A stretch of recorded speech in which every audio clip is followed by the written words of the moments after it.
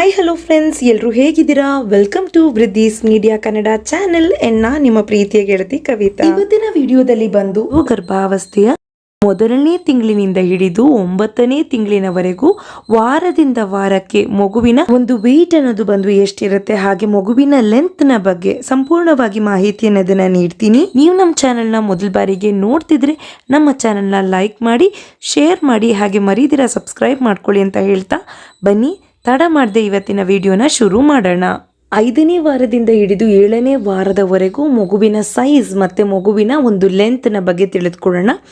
ಈಗ 5ನೇ ವಾರ ಅಂತ ನಾವು ನೋಡೋದಕ್ಕೆ ಹೋದಾಗ ಆಗ ತಾನೇ ಪ್ರೆಗ್ನೆನ್ಸಿ ಅನ್ನೋದು ಕನ್ಫರ್ಮ್ ಆಗಿರುವಂಥದ್ದು. ಸೊ ಈ ಸಮಯದಲ್ಲಿ ಮಗುವಿನ ಒಂದು ಸೈಜ್ ಅನ್ನೋದು ಬಂದು ಒಂದು ಸಣ್ಣ ಎಳ್ಳಿನ ಒಂದು ಕಾಳಿನಷ್ಟು ಸೈಜ್ ಅನ್ನೋದಿರುತ್ತೆ.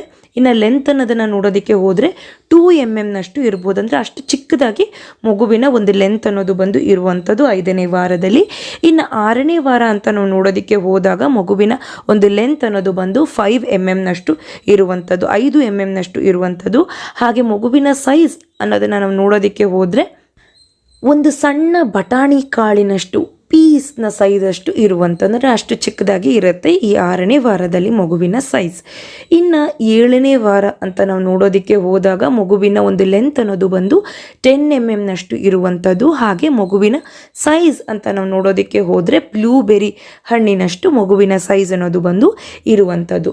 ಇನ್ನು 8ನೇ ವಾರದಿಂದ ನಾವು ಮಗುವಿನ ವೆಯ್ಟ್ ಹಾಗೂ ಮಗುವಿನ ಲೆಂತ್ ಅನ್ನೋದನ್ನು ನೋಡ್ಕೋತಾ ಹೋಗೋಣ. 8ನೇ ವಾರದಲ್ಲಿ ಮಗುವಿನ ಲೆಂತ್ ಅನ್ನೋದು ಬಂದು 1.6 ಸೆಂಟಿಮೀಟರ್ನಷ್ಟು ಇದ್ದರೆ ವೆಯ್ಟ್ ಅನ್ನೋದು ಬಂದು 1 ಗ್ರಾಮ್. 9ನೇ ವಾರದಲ್ಲಿ 2.3 ಸೆಂಟಿಮೀಟರ್ನಷ್ಟು ಲೆಂತು, ವೆಯ್ಟ್ 2 ಗ್ರಾಮ್ಸ್. 10ನೇ ವಾರದಲ್ಲಿ 3.1 ಸೆಂಟಿಮೀಟರ್ನಷ್ಟು ಲೆಂತ್, ವೆಯ್ಟ್ 4 ಗ್ರಾಮ್. 11ನೇ ವಾರದಲ್ಲಿ 4.1 ಸೆಂಟಿಮೀಟರ್ನಷ್ಟು ಲೆಂತ್ ಇದ್ದರೆ ಮಗುವಿನ ವೆಯ್ಟ್ ಅನ್ನೋದು ಬಂದು 7 ಗ್ರಾಮ್. 12ನೇ ವಾರದಲ್ಲಿ 5.4 ಸೆಂಟಿಮೀಟರ್ನಷ್ಟು ಲೆಂತ್ ಇದ್ದರೆ ವೆಯ್ಟ್ 14 ಗ್ರಾಮ್. 13ನೇ ವಾರದಲ್ಲಿ ಮಗುವಿನ ಲೆಂತ್ ಅನ್ನೋದು ಬಂದು 7.4 ಸೆಂಟಿಮೀಟರ್ನಷ್ಟು ಇದ್ದರೆ ವೆಯ್ಟ್ 23 ಗ್ರಾಮ್. 14ನೇ ವಾರದಲ್ಲಿ 8.7 ಸೆಂಟಿಮೀಟರ್ನಷ್ಟು ಲೆಂತ್ ಇದ್ದರೆ ವೆಯ್ಟ್ 43 ಗ್ರಾಮ್. 15ನೇ ವಾರದಲ್ಲಿ 10.1 ಸೆಂಟಿಮೀಟರ್ನಷ್ಟು ಲೆಂತ್ ಇದ್ದರೆ ವೆಯ್ಟ್ 70 ಗ್ರಾಮ್. 16ನೇ ವಾರದಲ್ಲಿ 11.6 ಸೆಂಟಿಮೀಟರ್ನಷ್ಟು ಲೆಂತ್ ಇದ್ದರೆ ವೆಯ್ಟ್ 100 ಗ್ರಾಮ್. ಅಂದರೆ 16ನೇ ವಾರದಲ್ಲಿ ಮಗುವಿನ ಒಂದು ವೆಯ್ಟ್ ಅನ್ನೋದು ಬಂದು 100 ಗ್ರಾಮ್ನಷ್ಟು ಇರುವಂಥದ್ದು. ಇನ್ನು 17ನೇ ವಾರದಲ್ಲಿ ಮಗುವಿನ ಲೆಂತ್ ಅನ್ನೋದು ಬಂದು 13 ಸೆಂಟಿಮೀಟರ್ನಷ್ಟು ಇದ್ದರೆ ವೆಯ್ಟ್ ಅನ್ನೋದು ಬಂದು 140 ಗ್ರಾಮ್. 18ನೇ ವಾರದಲ್ಲಿ 14.2 ಸೆಂಟಿಮೀಟರ್ನಷ್ಟು ಉದ್ದ ಇದ್ದರೆ ವೆಯ್ಟ್ ಅನ್ನೋದು ಬಂದು 190 ಗ್ರಾಮ್. 19ನೇ ವಾರದಲ್ಲಿ 15.3 ಸೆಂಟಿಮೀಟರ್ನಷ್ಟು ಲೆಂತ್ ಇದ್ದರೆ ಇನ್ನು ತೂಕ ಅನ್ನೋದು ಬಂದು 240 ಗ್ರಾಮ್ನಷ್ಟು ಇರುವಂಥದ್ದು. ಇನ್ನು 20ನೇ ವಾರದಲ್ಲಿ ಮಗುವಿನ ಲೆಂತ್ ಅನ್ನೋದು ಬಂದು 25.6 ಸೆಂಟಿಮೀಟರ್ನಷ್ಟು ಇದ್ದರೆ ವೆಯ್ಟ್ ಅನ್ನೋದು ಬಂದು 300 ಗ್ರಾಮ್ನಷ್ಟು ಇರುವಂಥದ್ದು. 21ನೇ ವಾರದಲ್ಲಿ ಮಗುವಿನ ಲೆಂತ್ ಅನ್ನೋದು ಬಂದು 26.7 ಸೆಂಟಿಮೀಟರ್ನಷ್ಟು ಇದ್ದರೆ ವೆಯ್ಟ್ ಅನ್ನೋದು ಬಂದು 360 ಗ್ರಾಮ್. 22ನೇ ವಾರದಲ್ಲಿ 27.8 ಸೆಂಟಿಮೀಟರ್ನಷ್ಟು ಲೆಂತ್ ಇದ್ದರೆ ವೆಯ್ಟ್ ಅನ್ನೋದು ಬಂದು 430 ಗ್ರಾಮ್. 23ನೇ ವಾರದಲ್ಲಿ 28.9 ಸೆಂಟಿಮೀಟರ್ನಷ್ಟು ಉದ್ದ ಇದ್ದರೆ ವೆಯ್ಟ್ ಅನ್ನೋದು ಬಂದು 501 ಗ್ರಾಮ್. 24ನೇ ವಾರದಲ್ಲಿ ಮಗುವಿನ ಒಂದು ಉದ್ದ ಅನ್ನೋದು ಬಂದು 30 ಸೆಂಟಿಮೀಟರ್ನಷ್ಟು ಇದ್ದರೆ ವೆಯ್ಟ್ ಅನ್ನೋದು ಬಂದು 600 ಗ್ರಾಮ್.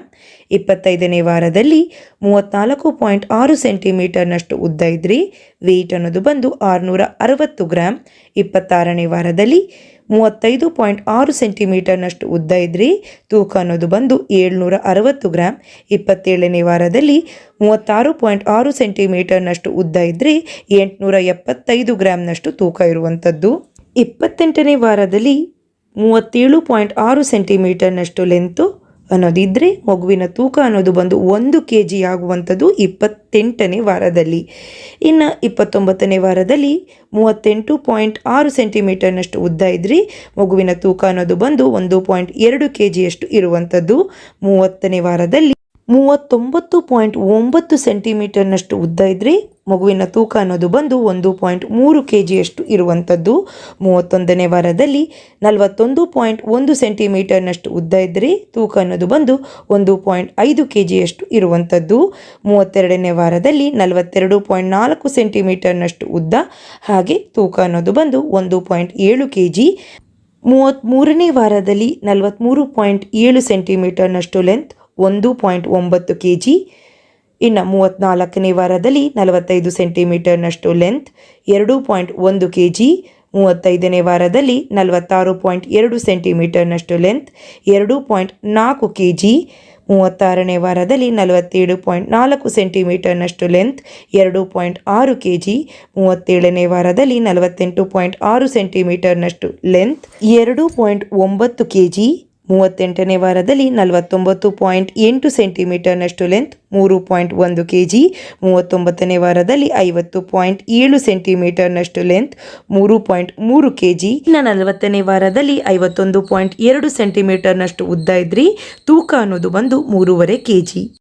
ಸ್ನೇಹಿತರೆ, ಒಂದು ವಿಷಯನ ಗಮನದಲ್ಲಿ ಇಟ್ಕೊಳ್ಬೇಕಾಗತ್ತೆ. ಅದೇನು ಅಂತಂದರೆ ಇವತ್ತಿನ ಈ ವಿಡಿಯೋದಲ್ಲಿ ನಾನು ಹೇಳಿರುವಂಥದ್ದು ಆನ್ ಆ್ಯನ್ ಆ್ಯಾವ್ರೇಜ್ ಮಗುವಿನ ಒಂದು ವೆಯ್ಟ್ ಆಗಿರ್ಬೋದು, ಲೆಂತ್ ಆಗಿರ್ಬೋದು, ಯಾವ ವೀಕಲ್ಲಿ ಎಷ್ಟಿರುತ್ತೆ ಅಂತ. ಕೆಲವರು ಅವರವರ ಒಂದು ಸ್ಕ್ಯಾನಿಂಗ್ ರಿಪೋರ್ಟ್ ಅನ್ನೋದನ್ನು ಅವರು ನೋಡಿಕೊಂಡು ಅದನ್ನು ಇದ್ರ ಜೊತೆ ಕಂಪೇರ್ ಮಾಡಿ ನೋಡಿದಾಗ ನಿಮ್ಮ ಮಗುವಿನ ವೆಯ್ಟ್ ಅನ್ನೋದು ನಾನು ಹೇಳಿರೋದಕ್ಕಿಂತ ಸ್ವಲ್ಪ ಮಟ್ಟಿಗೆ ಜಾಸ್ತಿ ಇರ್ಬೋದು, ಇಲ್ಲ ಕಡಿಮೆ ಇರ್ಬೋದು.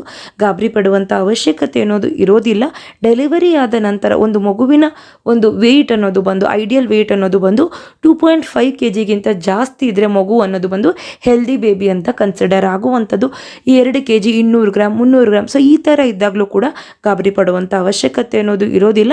ಪ್ರತಿ 2 ರಿಂದ 3 ಗಂಟೆಗೆ ಒಮ್ಮೆ ಎಕ್ಸ್ಕ್ಲೂಸಿವ್ ಆಗಿ ಬ್ರೆಸ್ಟ್ ಫೀಡಿಂಗ್ ಎದೆ ಹಾಲನ್ನೋದನ್ನು ಕುಡಿಸ್ತಾ ಬರೋದ್ರಿಂದ ಮಗುವಿನ ಒಂದು ವೆಯ್ಟ್ ಅನ್ನೋದು ಬಂದು ಗ್ರ್ಯಾಜುಯಲಿ ಇನ್ಕ್ರೀಸ್ ಆಗ್ತಾ ಹೋಗುವಂಥದ್ದು. ಸೊ ನೋಡಿದ್ರಲ್ಲ ಫ್ರೆಂಡ್ಸ್, ಇವತ್ತಿನ ವಿಡಿಯೋ ಅನ್ನೋದು ನಿಮಗೆ ಯೂಸ್ಫುಲ್ ಆಗಿತ್ತು ಅಂತ ಅನಿಸಿದರೆ ಮರಿದ್ರೆ ಇವತ್ತಿನ ವಿಡಿಯೋನ ಲೈಕ್ ಮಾಡಿ, ಶೇರ್ ಮಾಡಿ, ನಿಮ್ಮ ಅನಿಸಿಕೆ ಅಭಿಪ್ರಾಯನ ಕಮೆಂಟ್ ಸೆಕ್ಷನಲ್ಲಿ ತಿಳಿಸಿ. ನಮ್ಮ ಚಾನಲ್ನ ಸಬ್ಸ್ಕ್ರೈಬ್ ಮಾಡ್ಕೊಳ್ಳೋದನ್ನು ಮರಿಬೇಡಿ. ಮತ್ತೆ ಸಿಗ್ತೀನಿ ಮತ್ತೊಂದು ವಿಡಿಯೋದ ಜೊತೆಗೆ. ಅಲ್ಲಿವರೆಗೂ ನಮಸ್ಕಾರ.